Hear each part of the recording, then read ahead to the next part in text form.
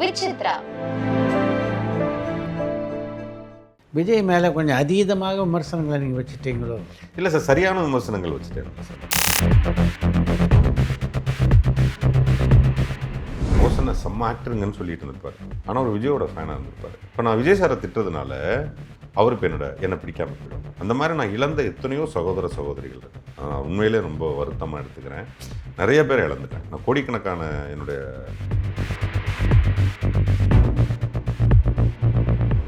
அந்த வார்த்தைகளில் இருந்த கடுமை இருக்குல்ல, ஆமாம், அதுதான் வந்து உங்கள் மேலே வந்து ஒரு நெகட்டிவ் கிடைச்சது. அது ஒன்றும் இல்லை சார். ஒரு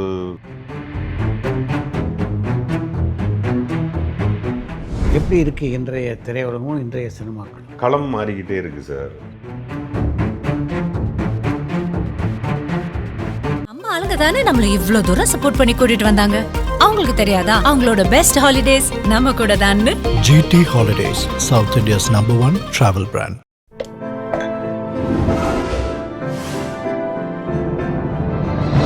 சாய் விசித்ரா.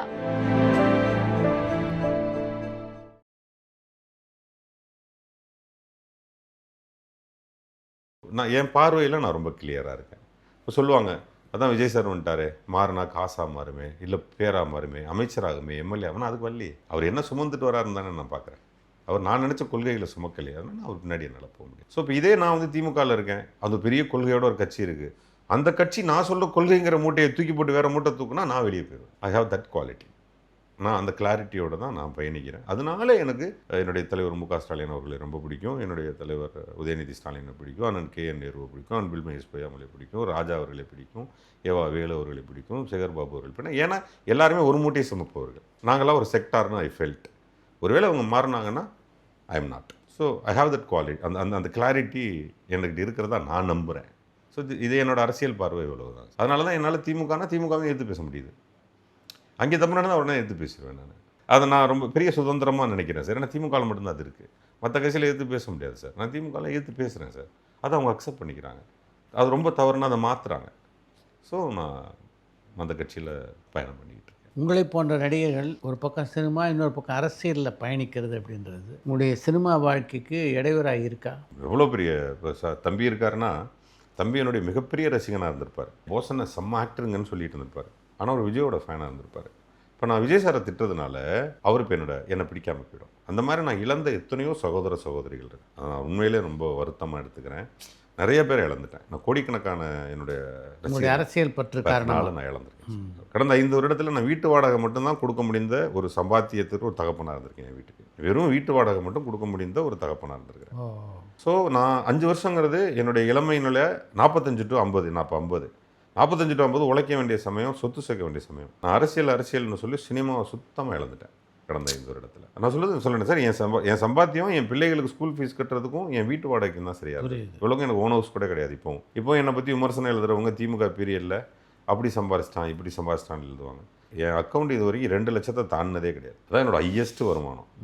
நான் ஆனால் பீஸ்ஃபுல்லாக வளரேன். அது மாதிரி பிள்ளைங்களை மிகப்பெரிய கல்லூரிகளில் படிக்க வைக்கிறேன். மிகப்பெரிய அது எல்லாமே என்னுடைய சினிமா எனக்கு கொடுத்துருது. அந்த வருமானத்தை நான் முடிந்த வரைக்கும் நான் ஒரு கொள்கை பற்றாளனா இவ்வளோ பெரிய ட்ராவல் பண்ணேன். இப்போ இன்றைக்கி திராவிட முன்னேற்ற கழகம் தோற்று போய் இன்னொரு பக்கம் தாவேகா ஜெயிச்சிருக்கு. நான் இப்போ என்னென்னா உடனடியாக திரும்ப சினிமாவுக்கு இறங்குறேன். எவ்வளோ பேர் என்னை ஒத்துப்பாங்க, எவ்வளோ பேர் என்னை வெறுப்பாங்கன்னு எனக்கு தெரியாது. நான் இப்போவும் சொல்கிறேன், இண்டிவிஜுவலாக ஒரு கொள்கை என்பதும் அதை சார்ந்து பேசுகிறதும் ஒரு தனி மனிதனுடைய ஒரு பொறுப்பு. அது உங்களுக்கு இருக்குது, எனக்கு இருக்குது. அந்த பொறுப்பை நான் வெளிப்படுத்துகிறேன்.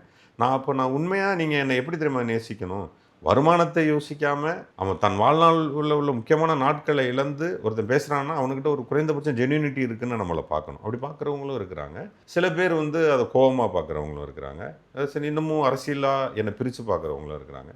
பட் நம்ம இவங்களுக்கு பதிலும் சொல்ல முடியாது. அவங்ககிட்ட நம்ம எதுவும் எக்ஸ்பெக்டேஷனும் எதுவும் பண்ண முடியாது சார். நமக்கு இதுதான் தெரிஞ்சு போச்சு. ஏன்னா நம்ம ஒரு வெளிப்படையாக சொல்லிட்டோம், இன்றைக்கே மைக்கப்பிடித்து நான் முற்றிலும் அரசியலிருந்து ஒதுங்குகிறேன், எனக்கு அரசியலே வேண்டாம் அப்படின்னு நான் இன்றைக்கி சொல்கிற அளவுக்கு நான் குழையும் இல்லை. யார் சொல்லுவா, ஐயோ இனிமேல் பிழைக்க முடியாது போல இருக்குது, சினிமா வச்சு தான் பிழைக்கணும், அதனால் திமுககாரன் நான் கிடையாது, அந்த கோழை நான் கிடையாது. ஸோ அதனால் நான் திமுககாரங்கிறத ரொம்ப தெளிவாக இன்றைக்கி வரையும் வெளிப்படுத்திக்கிட்டு தான் நான் இருக்கிறேன். பட் எனக்கு என்னுடைய தொழில் நடிப்பது, அதை நான் நடிச்சுக்கிட்டு இருக்கிறேன். எனக்கான ரசிகர்கள் இருக்கிறதா நான் நம்புகிறேன். என் மேலே கோவப்பட்ட அந்த இளைஞர்களுக்கு நான் புரிய வைக்க விரும்புகிறேன். அது வந்து என்னுடைய அரசியல் நிலைப்பாடு. என்னுடைய நடிகனாக நீங்கள் ரசிங்கன்னு நான் சொல்கிறேன். ரசிக்க முடியாதவங்கள நம்ம வந்து போய் வலுக்கட்டாயமாக கூப்பிடுவோம். ஸோ இது ஒரு காம்ப்ளிகேட்டட். ஸோ இது வருமானமாகவும் பெருசாக இருக்காது சார், பேரையும் இழந்துடுறோம். எல்லாத்தையும் இழந்துட்டு ஒரு கட்சியில் கொள்கைக்காக போய் நிற்கிறோம். சம்டைம்ஸ் அது நம்ம லைஃபே ஸ்பாயில் பண்ணாலும் பண்ணிடும். ஆனால் நமக்கு செல்ஃப் சாட்டிஸ்ஃபேக்ஷன் இருக்கும்ல சார், இது எனக்கு நான் சுயமாக நான் ரொம்ப சந்தோஷமாக இருக்கிறேன். அட் சேம் டைம் நான் என் பிள்ளைங்களை ரோட்டில் விட்டு இருந்தால் தான் நான் வருத்தப்படணும். ஸோ நான் என் பிள்ளைங்களை என் சினிமாலேருந்து கிடைக்கிற சிறுக காசில் பிள்ளைங்களை நல்லா படிக்க வச்சுருக்கேன். ஸோ நமக்கு அது போதுமானதாக இருக்கும். நான் விஜய் மேலே கொஞ்சம் அதீதமாக விமர்சனங்களை நீங்கள் வச்சுட்டீங்களோ? இல்லை சார், சரியான விமர்சனங்கள் வச்சுட்டேன் தான் சார். நான் சொல்கிறேன் அதீதமான விமர்சனம் அது வரையும் வச்சதில்லை சார், நான் வைக்கவும் மாட்டேன். அவருக்கே நிறைய விஷயம் யூஸ்ஃபுல்லாக இருந்திருக்கு சார். நான் பேசுனதை வச்சு அவர் நிறைய விஷயம் மாற்றிக்கிட்டாரு, நிறைய விஷயம் மாற்றினார். அது எனக்கே தெரியும். அது வந்து அட்வைஸ் தான் சார். நான் எப்படி பண்ணியிருக்கலாமே, நீங்கள் இப்படி பண்ணலையேங்கிறத வந்து நம்ம தான் சொன்னோம். தண்ணி வைக்கிறதுலேருந்து, சேர் போடுறதுலேருந்து, ஒரு கூடாரத்துக்குள்ளே நிழலுக்குள்ளே அவங்களை நிற்க வைங்கிறது வரைக்கும் நம்ம பேசினது தானே சார். யாருமே விஜய் சாரை பற்றி பேசுறதுக்கு எல்லாருமே பயந்தாங்க சார். நான் சொல்ல திமுககாரர்களே நிறைய பேர் பேச பயந்தாங்க, அதிமுககாரர்கள் பயந்தாங்க. அக்கௌண்ட்டில் எடுக்காதது பொலிட்டீஷியன்ஸ், மற்றவங்கெல்லாம் வந்துட்டு அவர் ரொம்ப விரும்பினாங்க சார். சினிமாக்காரங்களாம் விஜய் சார் ரொம்ப விரும்பும். அது உண்மை. அது மொத்த சினிமா இண்டஸ்ட்ரியை அவர் விரும்பிச்சு, அது எனக்கு தெரிஞ்சது. அதில் நான் மட்டும் இந்த மாதிரி விஷயங்களை பேசிகிட்டு இருக்கும்போது ஒரு பெரிய கூட்டத்தில் நான் மட்டும் தனிச்சு எங்கே அந்த பிளாக் ஷிப் ஆகிற மாதிரி நான் மட்டும் தனியாக இருந்தேன். ஸோ அதனுடைய பாதிப்புகள் இன்றைக்கி வரைக்கும் இருக்குது, அதை நான் அனுபவிச்சுக்கிட்டு தான். நல்ல நண்பர் அவர், அவருடைய எல்லா கேரக்டரும் எனக்கு தெரியும். ரொம்ப டெடிக்கேட்டட் ஆக்டரு, நல்ல மெமரி பவர் உள்ள ஒரு ஆள், ரொம்ப சைலண்ட் பர்சன், அந்த மாதிரி நிறைய விஷயங்கள் தெரியும். அவர் ப்ரொடக்ஷனில் நான் நடிச்சிருக்கேன்.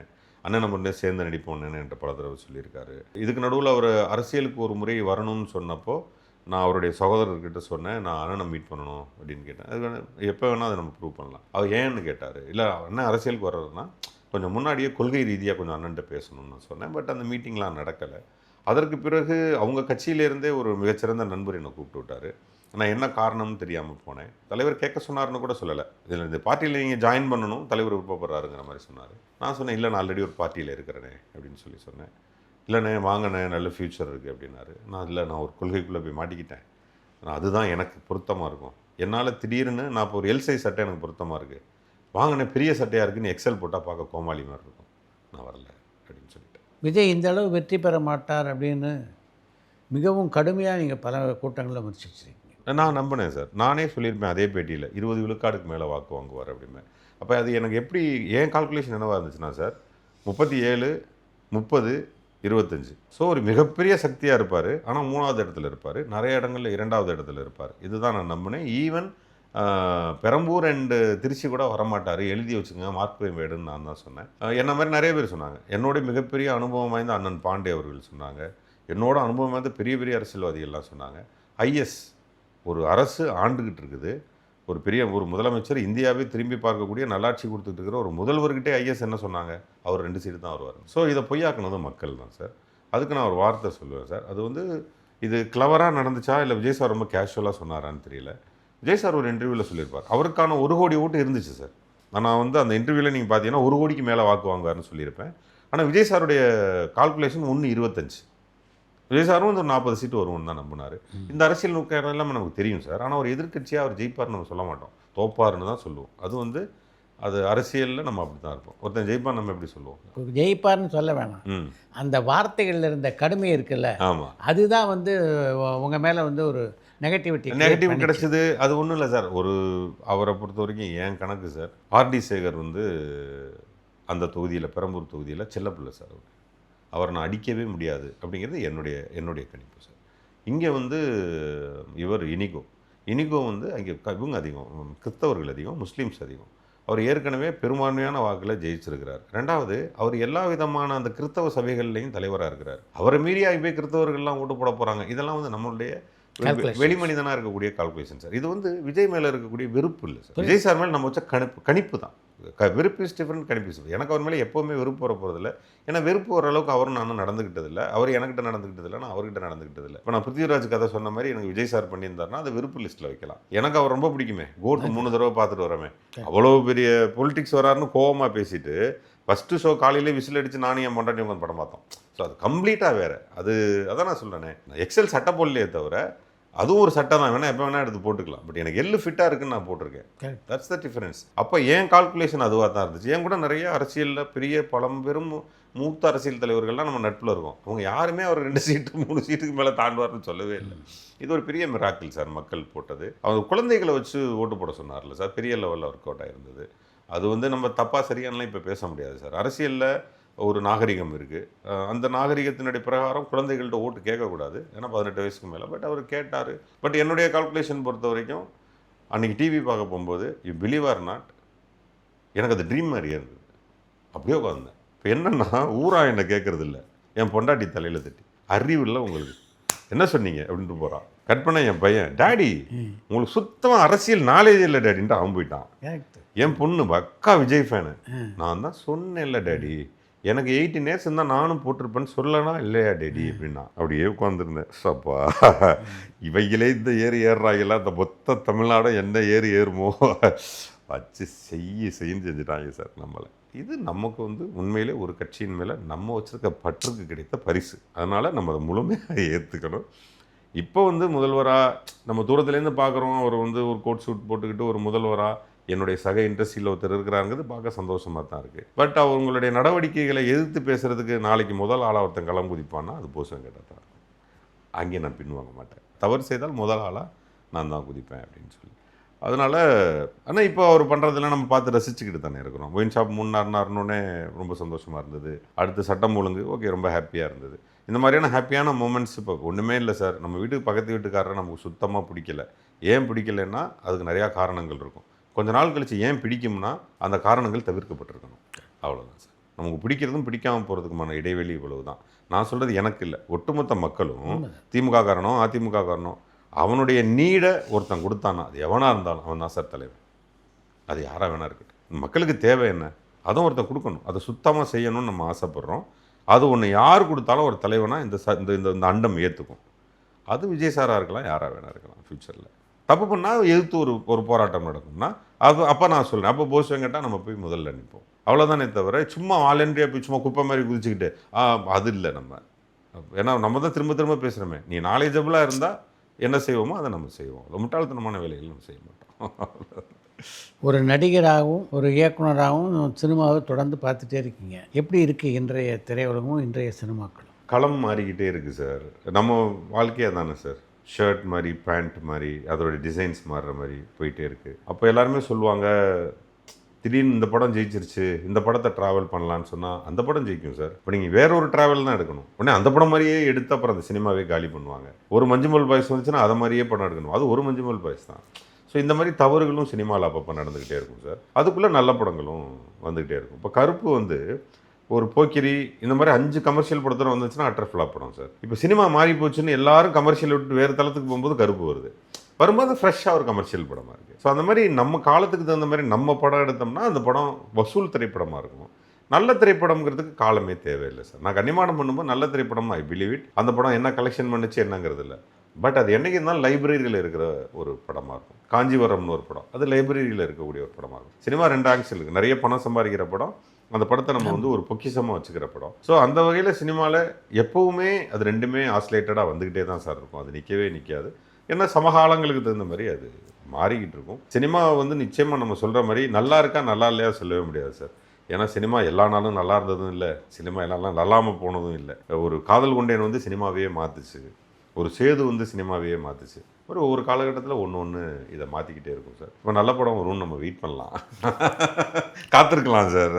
அது ஒரு வகையில் நல்ல விஷயம் தானே சார். ஒரு நல்ல படமும் ஒரு கமர்ஷியல் படம் எல்லாம் மிக்ஸ் ஆகி தான் சார் வருது. இப்போ நம்ம பண்ண வேண்டியது என்னென்னா, இன்றைய காலகட்டத்துக்கு இந்த படம் இல்லை, அப்போ அந்த படத்தை எடுப்போம் அப்படின்னு நம்ம புத்திசாலித்தனத்தை பொறுத்தது. போஸுக்கு ஆம்பிஷியஸ் கதாபாத்திரம் முடியாதா இருக்கா? எனக்கு ஒன்றா பாரதியாக நடிக்கணும்னு ரொம்ப நாள் ஆசை இருந்துச்சு. அப்புறம் அந்த ஆசையும் போயிடுச்சு. அப்படிலாம் ஒன்றும் இல்லை சார். அது என்ன வந்தாலும் அனுபவித்து நடிச்சுட்டு போக வேண்டியது தான் சார். அது சில நேரங்களில் மூஞ்சியோடு பொருந்தி போகும், உடல் மொழியோட சில கேரக்டர்ஸ் பொருந்தி போகும். மெட்டி ஒலி மாதிரி எல்லாமே பொருந்தி போகும்னு சொல்ல முடியாது.